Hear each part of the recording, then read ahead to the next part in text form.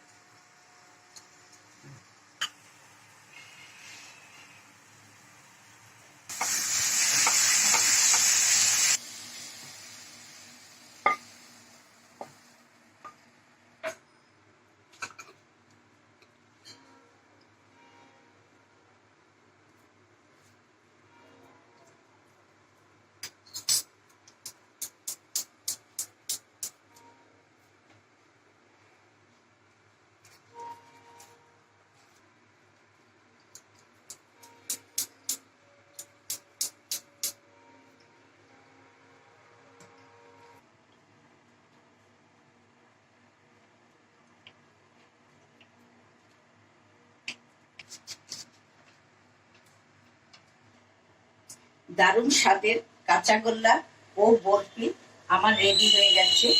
এইভাবে বাড়িতে আপনারা বানিয়ে খেয়ে দেখবেন, খুব ভালো লাগবে। এই রেসিপিটি যদি আপনারা ফেসবুকে দেখে থাকেন, পেজটিকে ফলো করবেন, আর ইউটিউবে দেখে থাকলে সাবস্ক্রাইব, লাইক, শেয়ার, কমেন্ট করার জন্য অনুরোধ রইল। আপনারা সবাই ভালো থাকবেন। আবার আমি আপনাদের কাছে আরেকটি নতুন রেসিপি নিয়ে হাজির হব।